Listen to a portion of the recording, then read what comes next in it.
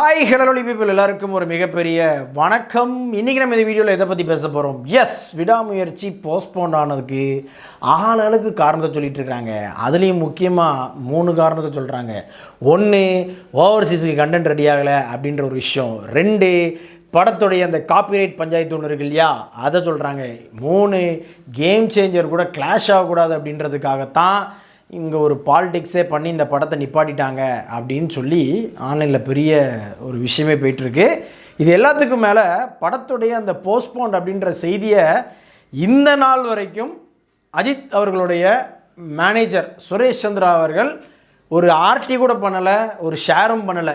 அப்போது உண்மையிலேயே அவங்களுக்கெல்லாம் இந்த பொங்கல் ரிலீஸை மிஸ் பண்ணுறதுல விருப்பம் இல்லையோ அப்படின்ற மாதிரியான ஒரு கேள்வி நமக்கு வரத்தான் செய்யுது. அதுக்கு பலவிதமான புள்ளிகள் இருக்குது. அந்த புள்ளிகள்லாம் இணைச்சி பார்த்து இது கூட நடந்திருக்கிறதுக்கு வாய்ப்பு இருக்கோ ஒரு விஷயத்தை இங்கே கிளப்பி விட்டுருக்கு. ஸோ அது என்ன விஷயம் அப்படின்றது தான் பார்க்க போகிறோம் மக்களே. இன்றைக்கி நேரத்தில் இல்லை, இதே மாதிரி ஒரு 10 வருஷத்துக்கு முன்னாடி இதே மாதிரி பொங்கலுக்கு அஜித் சாருடைய ஒரு படம் என்ன எறிந்தால் அது ரிலீஸ் அப்படின்னு சொல்லி பிளான் பண்ணிகிட்ருக்கிற டைமில் சங்கர் சாருடைய ஐ படம் அதுவும் அந்த டைமில் பிளான் பண்ணியிருந்தாங்க. ஆனால் எதிர்பாராத விதமாக அந்த டைமில் பார்த்திங்கன்னா நம்ம என்ன எறிந்தால் படம் அப்படியே போஸ்ட்போன் ஆச்சு. எப்படி பிப்ரவரி மாதத்துக்கு போஸ்ட்போன் ஆச்சு. ஸோ அதுவும் இப்போ இதுக்கும் என்னடா சம்மந்தம் அப்படின்னு நீங்களாம் கேட்கலாம். என்னன்றதை நான் இப்போ தெளிவாக சொல்கிறேன். நீங்கள் இப்போ இந்த பாயிண்ட்டோடு அப்படியே கொஞ்சம் மைண்டை ஹோல்டில் வச்சுட்டு இப்போ பேசக்கூடிய மற்ற விஷயத்தை வச்சுக்கோங்க. அப்புறம் திருப்பி இந்த பாயிண்ட்டை டச் பண்ணுறப்ப நீங்கள் அந்த இதுக்கும் இந்த இதுக்கும் இதுதான் இன்டர் கனெக்ஷனா அப்படின்னு சொல்லிட்டு உங்களுக்கே புரிய வரும். ஆக்சுவலாக என்னென்னா நிறைய ரீசன் ஒவ்வொருத்தரும் ஒவ்வொன்றுமா சொல்லிட்டு இருந்தாங்க. இந்த மாதிரி காப்பிரைட் அப்படி ஒன்று பண்ணி அதுக்கு இன்னும் பேமெண்ட் பண்ணலை, ஸோ அதனால் படம் டிலே ஆகுது. இன்னொரு பக்கம் பார்த்திங்கன்னா ஜென்யூனாக ஒரு விஷயம் ஒன்று சொன்னாங்க. எனக்கு அது அக்செப்டபுளாக தான் இருந்தது. என்ன அப்படின்னா, இன்னும் படம் ரெடி ஆகலை. அதாவது போஸ்ட்போன் அப்படின்னு அறிவிக்கிற அன்னைக்கு கம்ப்ளீட் படம் நம்மளுக்கு ரெடி ஆகலை. ஸோ எப்படி பார்த்தாலும் 10ஆம் தேதி அப்படின்ற அந்த டேட்டை பிளான் பண்ணுறாங்க அப்படின்னு சொன்னால் அந்த நேரத்துக்கு ஓவர்சீஸ் எல்லாத்துலேயுமே கண்டிப்பாக சென்சார் பண்ணி ஆயிருக்கணும். அப்போ தான் மற்ற நிறையா ஓவர்சீஸ் ஏரியாஸில் படத்தை ரிலீஸ் பண்ண முடியும். இன்னொரு முக்கியமான விஷயம் என்னென்னா, ஓவர்சீஸில் ஸ்ட்ரைட்டாக தமிழில் மட்டுமே ரிலீஸ் பண்ண மாட்டாங்க. அது ரொம்ப முக்கியமான ஒரு விஷயம். தெலுங்கில், ஹிந்தியில் எல்லாமே டப் பண்ணி தான் அங்கே ரிலீஸ் பண்ணுவாங்க. அதாவது தெலுங்குக்கு இத்தனை ஸ்க்ரீன், தமிழுக்கு இத்தனை ஸ்க்ரீன் அப்படின்ற மாதிரி தான் அங்கே ரிலீஸே பண்ணுவாங்க. ஸோ அப்படி இருக்கிறப்ப நமக்கு அந்த டைமில் விடாமுயற்சி தமிழில் மட்டும்தான் ரெடி ஆகிறதுக்கான சாத்தியம் இருந்தது அப்படின்ற மாதிரியான ஒரு நியூஸும் நம்ம கேள்விப்பட்டோம். சரி, ஓகே, 10ஆம் தேதி வர்றதுக்கு இந்த மாதிரி அவங்களுக்கே ஏகப்பட்ட பிரச்சனை இருக்குது அப்படின்னு சொன்னால் இதில் எப்படி வேறு சில கேம் சேஞ்சர்ஸ்லாம் நடந்துச்சு அப்படின்றத நிறைய பேரோட வீடியோஸ் பார்த்தேன். அதெல்லாம் பார்க்குறப்ப நமக்கே ஷாக்கிங்காக இருந்தது. ஏன்னா ஃபர்ஸ்ட் ஆஃப் ஆல் விடாமுயற்சி அப்படியே இது எடுப்பாங்களா மாட்டாங்களா அப்படின்ற சூழலில் திடீர்னு பார்த்திங்கன்னா Mythri movie makers good bad அக்லியை சும்மா ஜெட்டு ஸ்பீடில் அடித்து நவுத்தி படத்தை கண்டிப்பாக பொங்கலுக்கு கொடுத்தே ஆகும் அப்படின்னு சொல்லிட்டு இருந்தாங்க. ஏன்னா அதுக்கு முன்னாடி வரைக்கும் பார்த்திங்க அப்படின்னு சொன்னால் கேம் சேஞ்சர் பொங்கல் ஸ்லாட்டுக்கே போகல. நீங்கள் குட் பேட் அக்லி அந்த அனௌன்ஸ்மெண்ட்லாம் ஷூட்டிங் ஸ்டார்ட் பண்ண டைமில் பார்த்தீங்கன்னா கேம் சேஞ்சர் பொங்கல் ஸ்லாட்டில் இல்லை, டிசம்பர் ஸ்லாட்டில் இருந்துச்சு. இதை நீங்கள் மைண்டில் நல்லா வச்சுக்கணும். இதில் என்ன விஷயம்னா, மைத்ரி மூவி மேக்கர்ஸ் ரொம்ப ஸ்ட்ராங்காக இருக்காங்க. அதாவது கண்டிப்பாக பொங்கலுக்கு குட் பேட் அக்லி ரிலீஸ் பண்ணியே ஆகணும் அப்படின்னு சொல்லிட்டு அவங்க அதிலேருந்து பேக் அடிக்கிறாங்களா அப்படின்ற அந்த ஒரு விஷயத்துக்கு பார்த்திங்கன்னா அதுக்கு முன்னாடி எடுக்க ஆரம்பித்த நம்ம இந்த விடாமுயற்சியை ரிலீஸ் பண்ணி ப்ராப்பராக அந்த லைனப்போடு ரிலீஸ் ஆனால் தான் நல்லது அப்படின்னு சொல்லிட்டு அஜித் சாரையும் அதில் கூட்டுக்கு சேர்த்துக்கிட்டு எப்போ குட் பேட் அக்லி நீ ஒரு 2-3 மாதம் கழிச்சு வா அப்படின்னு சொல்லிட்டு பொங்கல் ஸ்லாட்டை லைக்காக கையகப்படுத்தி வச்சிருக்கிற அந்த டைமில் தான் இந்த ஒரு ஆட்டம், அதான் இந்த ஆடு புலி ஆட்டம், இல்லை சினிமா பாலிடிக்ஸு, இல்லை சினிமா மாஃபியா, இப்படி என்ன வேணால் வச்சுக்கலாம். அந்த மாதிரி ஒரு மாஃபியா இதில் விளையாண்டுருக்காங்க அப்படின்ற மாதிரி நமக்கு ஒரு கிளியர் பிளான் கிடைக்குது. எல்லாரும் சொல்லக்கூடிய விஷயங்கள் பல டாட்ஸ் எல்லாம் நம்ம கனெக்ட் பண்ணி பார்த்தோன்னா ஆமாம் இல்லை அப்படின்ற மாதிரி ஒரு தாட் வரதான் செய்யுது. என்ன தான் கேம் சேஞ்சரை வச்சு நீங்கள் வந்து பல ஊர்களில் பல நாடுகளில் பயங்கரமாக ஸ்க்ரீன்ஸ்லாம் போட்டால் கூட தமிழ்நாட்டில் நீங்கள் துண்டு போடணும் அப்படின்னு சொன்னால் ரொம்ப சங்கடம். அஜித் படம் கூட வருது அப்படின்னு சொன்னால். ஸோ அதை எப்படியாவது தட்டி விடணும் அப்படின்றதுக்காக எடுக்கப்பட்ட ஒரு ஆயுதம் தான் இந்தியன் 3. இது எப்படி இந்தியன் 3 நீங்கள் வந்து கணக்கு காமிச்சு லைக்கா வந்து அந்த படத்தை, அதாவது விடாமுயற்சியை வந்து பின்வாங்கினாங்க அப்படின்னு கேட்டிங்கன்னா சிம்பிளான விஷயந்தான். ஆல்ரெடி இங்கே பணப்பிரச்சனை 1008 பிரச்சனையில் இருந்துகிட்ருக்காப்புல லைக்கா ப்ரொடக்ஷன்ஸ். ஸோ அந்த முள்ளால் தான் எடுக்கணும், முள்ளு மேலே உள்ளது சேலையை வந்து நம்ம பதமாக தான் எடுக்கணும். ஏன்னா இந்தியன் 2வாக இருக்கட்டும், லால் சலாமாக இருக்கட்டும், அல்லது வேட்டையன், இந்த படங்கள் மூலமாலாம் அவங்களுக்கு வந்து ஏற்பட்டிருக்கக்கூடிய இந்த நிதி நெருக்கடி அப்படின்றது சாதாரணமான விஷயம் கிடையாது. முன்னாடி ஒரு டைமில் என்ன பண்ணாங்க அப்படின்னு சொன்னால், என்ன தான் இங்கெல்லாம் அடி வாங்கினா கூட மற்ற பிஸ்னஸ், லைக்கா ப்ரொடக்ஷன்ஸுடைய முதலாளி சுபாஸ்கரன் இருக்கார் இல்லையா, அவர் வந்து மற்ற சில தொழில்கள் மூலமாக வரக்கூடிய வருமானத்துலேருந்து ஒரு குறிப்பிட்ட அளவை வந்து இங்கே ஃபினான்ஸ் பண்ணிகிட்டே இருந்தார். எவ்வளோ நாள் தான் அங்கேயும் சுரந்துக்கிட்டே இருக்கும் இல்லையா? ஸோ அந்த ஒரு சுரப்பு நின்னதுனால தான் இப்போ வந்து இந்த பிரச்சனையே வந்திருக்கு அப்படின்றது தான் நிதர்சனமான உண்மை. இதில் ரைட்டு, இதில் வந்து கேம் சேஞ்சர், சங்கர் சார், இந்த மாதிரியான விஷயங்கள்லாம் எப்படி நீங்கள் வந்து கனெக்ட் பண்ணுறீங்க அப்படின்னு கேட்டால், சரி ஓகே, இப்படிலாம் பல புள்ளிகளை நீங்கள் போட்டுகிட்டே இருக்கீங்களே, நீங்கள் அப்போ ஒரு கதை ஃபஸ்ட்டு சொன்னீங்களே, அதை எப்படி இங்கே கோர்ப்பீங்க அப்படின்னு கேட்டதுக்கு சிம்பிளான ஒரு விஷயந்தான். 2015 நியூ இயர் அன்னைக்கு வந்து பார்த்திங்க அப்படின்னா நம்ம என்ன இருந்தால் டீசர் ரிலீஸ் ஆகுது. அந்த படத்தோட தயாரிப்பாளர் யார் அப்படின்னா தயாரிப்பாளர் ஏஎம் ரத்னம் அவர்கள். அந்த டைமில் தயாரிப்பாளர் ஏஎம் ரத்னம் அவர்கள்கிட்ட ஒரு உறுதிமொழி கொடுக்கப்பட்டது. அது என்ன அப்படின்னு சொன்னால், உங்களுக்கு நான் இந்தியன் 2 படத்தை எடுத்து தாரேன் அப்படின்னு ஒரு வாக்குறுதி கொடுக்கப்படுகிறது. ஸோ அது காரணமாக வந்து பார்த்திங்கன்னா ஒரு அக்ரிமெண்ட்டும் அவங்க போடுறாங்கன்னு வச்சுக்கிட்டுங்களேன். அதுக்கப்புறமா கொஞ்ச நாள் கழித்து என்ன ஆகுது அப்படின்னு சொன்னால், இந்தியன் 2 ப்ராஜெக்டுக்குள்ளே நம்ம தில்ராஜ் உள்ளே வராரு.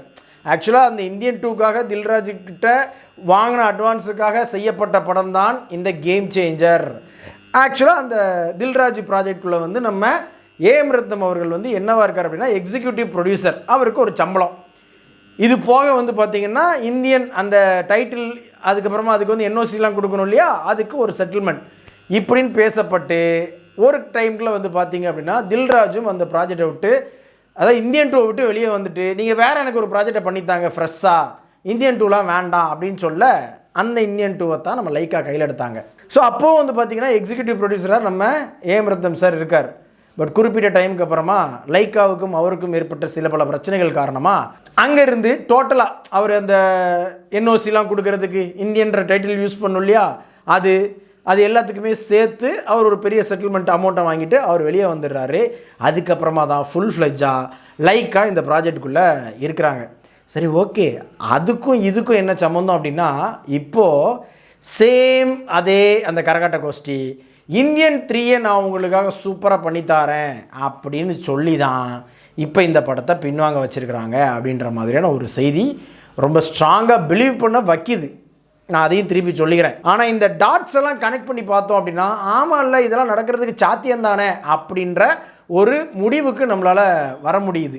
சரி, லைக்காக்கு இந்த பிரச்சனை இருக்குது, இந்தியன் 3 எடுத்து முடிக்கணும், அவங்க அதனால் அப்படி பண்ணாங்க அப்படின்னு சொன்னால், இந்த இடத்துல அஜித் சார் அவர் என்ன முடிவெடுத்தார், அவர் என்ன சொன்னார் அப்படின்னு சொல்லி இங்கே நிறைய பேர் கேட்கலாம். இன்னொன்று முக்கியமான விஷயம், இந்த ஆப்போசிட் கோஷ்டி இருக்குது பாருங்கள், அந்த கோஷ்டிலாம் பார்த்தீங்கன்னா, அப்போ அஜித் சாருக்கு பவரே இல்லையா, அஜித் சார் சொன்னாலும் இவங்க கேட்க மாட்டாங்களா அப்படின்ற மாதிரி ஒரு விஷயத்தை வந்து கிளப்புறாங்க. சிம்பிளான ஒரே ஒரு விஷயந்தான், ஆல்ரெடி லைக்காக்கு வந்து இந்தியன் 2 மூலமாக ஏற்பட்ட நஷ்டம் அப்படின்றது சாதாரணமாக கிடையாது. 1 கோடி 2 கோடிலாம் கிடையாது. ஓகே, படத்துடைய பட்ஜெட்டுக்கும் இவங்க வசூல் பண்ணதுக்கும் பார்த்திங்கன்னா ஜான் மூலம்லாம் இல்லை, ஏணி வச்சா கூட எட்டாது, அந்த அளவுக்கு ஒரு மிகப்பெரிய ஒரு அடி. ஸோ அந்த அடியில் இருந்தும் போதாக்குறைக்கு ஏற்கனவே இருக்கக்கூடிய அவங்களுடைய அந்த ஃபினான்ஸ் இஷ்யூன்னு ஒன்று இருக்கு இல்லையா, ஏற்கனவே நம்மால் வேறு யாராவது கஷ்டப்பட்டாங்க அப்படின்னு சொன்னால் கொஞ்சம் துடிச்சு போயிடுவாப்புல, அதுதான் இங்கே பிரச்சனையே. ரைட்டு, நான் விட்டு தரேன், ஆனால் நீங்கள் இழந்தது எல்லாத்தையும் மீட்டு எடுத்துருவீங்களா அப்படின்றது தான் இப்போது அஜித் சாருடைய கேள்வியாக இருக்கும் அப்படின்றது என்னுடைய சின்ன அனுமானம். ஏன்னா அவங்களும் கேட்டுக்கிட்ட மாதிரி நம்மளும் ஓகேன்னு சொல்லி அங்கே வந்து ரிலீஸ் தேதியை வந்து தள்ளி வச்சாச்சு. ஆனால் இந்தியன் 3 இந்தியன் 2 மாதிரி எடுக்காமல் இந்தியன் மாதிரி நம்ம சங்கர் எடுப்பாரா அப்படின்றது இப்போ $1 மில்லியன் கேள்வி. இப்போ அதுக்கு ஒரு வெள்ளோட்டமாக தான் இந்த கேம் சேஞ்சர் படத்தை எல்லாருமே எதிர்பார்த்து காத்துட்ருக்குறாங்க. ஆனால் தமிழ்நாட்டில் இந்த கேம் சேஞ்சரு எந்த அளவுக்கு பெருசாக சூடு பிடிக்கும்னு எனக்கு தெரியல. ஆனால் கேம் சேஞ்சருக்கு அகைன்ஸ்டாக, அதாவது இந்த படத்தெல்லாம் பார்க்கணுமாடா அப்படின்னு ஒரு கூட்டம் பயங்கரமாக கிளம்பி வரும். அது எந்த கூட்டம் அப்படின்றது உங்களுக்கு நான் சொல்லி தான் தெரியணும்னு கிடையாது. ஸோ என்னை பொறுத்த வரைக்கும் இந்த சொல்லுவாங்க இல்லையா, கையில் இருக்கிற வெண்ணெயை விட்டு எங்கேயோ இருக்கிற எதையோ தேடுவாங்க அப்படின்னு சொல்லிட்டு, ஸோ அந்த கதையாக தான் கையில் வந்து இப்போதைக்கு அவங்களுக்கு ஓரளவுக்கு அந்த பணப்பிரச்சனைலேருந்து வெளிவர இருக்கக்கூடிய, ஆனால் அவங்களுக்கு இருக்கிற பணப்பிரச்சனைக்கு அவ்வளோ ஓகே, அதையும் நம்ம சொல்லி ஆகணும்.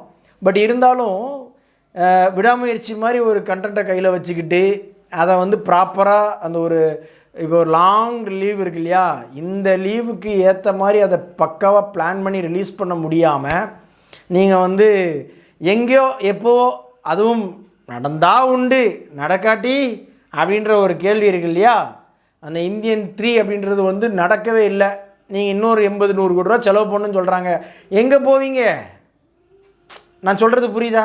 ஸோ இப்படி தங்களுக்கு தானே வந்து மண்ணள்ளி போட்டுட்டாங்களோ அப்படின்ற மாதிரி எனக்கு பர்சனலாக ஒரு கேள்வி இருக்குது. ஸோ ஆக மொத்தத்தில் இந்த பொங்கலுக்கு கேம் சேஞ்சர் வர்றதுனால குட் பேட் அக்லி கூட பிளான் பண்ண மாதிரி வந்திருக்குமா அப்படின்ற ஒரு பெரிய கொஸ்டின் மார்க் வருது எனக்கு. ஒருவேளை லைக்கா வந்து விடாமுயற்சியை கொண்டு வராமல் பொங்கல் ரிலீஸ்னு அனௌன்ஸ் பண்ணாமல் இருந்திருந்தா கூட குட் பேட் அக்லி வந்திருக்குமா அப்படின்றது இப்போ டவுட்டாக தான் இருக்குது. ஏன்னா இப்படிப்பட்ட ஒரு தில்லாலங்கடி வேலை வந்து பின்னாடி நடந்திருக்கு, ஒரு சினிமா அரசியலில் வந்து பயங்கரமான சதுரங்காட்டம் ஆடிருக்காங்க அப்படின்றதெல்லாம் கேள்விப்படும் போது, ஸோ என்னை பொறுத்த வரைக்கும் லைக்கா பண்ண த பிக்கஸ்ட் மிஸ்டேக் அப்படின்னு சொல்லுவேன். ஏன்னா இப்போ தமிழ்நாடு அரசு வேறு பார்த்திங்கன்னா பயங்கரமாக அதை பெருசாக அந்த லீவே பொங்கல் ஹாலிடேஸே வந்து பார்த்திங்கன்னா கிட்டத்தட்ட 10 days அப்படின்ற மாதிரி மாறியிருக்கு. ஸோ அந்த மாதிரியான ஒரு டேட்டை இவங்க டோட்டலாக விட்டுட்டாங்க அப்படின்றது தான் நிதர்சனமான உண்மை. இப்போ அடுத்து இந்த ஜனவரி 23, 24 வந்து ரிலீஸ் டேட்டுன்னு ஃபிக்ஸ் பண்ணுறாங்கன்னு வச்சுக்கோங்க. நம்ம ஷியராக ஒரு விஷயம் புரிஞ்சுக்கலாம், 2 விஷயந்தான் இதுக்கு நடக்கிறதுக்கு வாய்ப்பு இருந்திருக்கும். அதாவது ஒன்று, அந்த ஓவர்சீஸ்க்கு கண்டென்ட் அனுப்புகிறாங்க இல்லையா, அது டிலே ஆனதுனால படத்தை போஸ்ட்போன் பண்ணியிருக்கலாம். கூடவே கேம் சேஞ்சர் கூட விடாமுயற்சி வரக்கூடாது அப்படின்றதுக்காகவும் இந்த படத்தை வந்து 23, 24 தள்ளி போயிருக்கலாம் அப்படின்றத நம்ம உறுதி செஞ்சுக்கலாம் மக்களே. அது தாண்டி படம் போகுது அப்படின்னு சொன்னால் டெஃபினட்டாக அந்த காப்பிரைட் பஞ்சாயத்து இருக்குது பாருங்கள், அது முக்கியமான காரணமாக நம்ம எடுத்துக்கலாம். ஸோ ஒட்டுமொத்தத்தில் விடாமுயற்சி அப்படின்ற அந்த ஒரு முயற்சியை திரையில் பார்க்க முடியாமல் ஆக்குனதில் இந்த 3 விதமான காரணங்களும் முக்கியமான காரணம் அப்படின்றது நம்ம பாயிண்ட் ஆஃப் வியூவாக இருக்குது.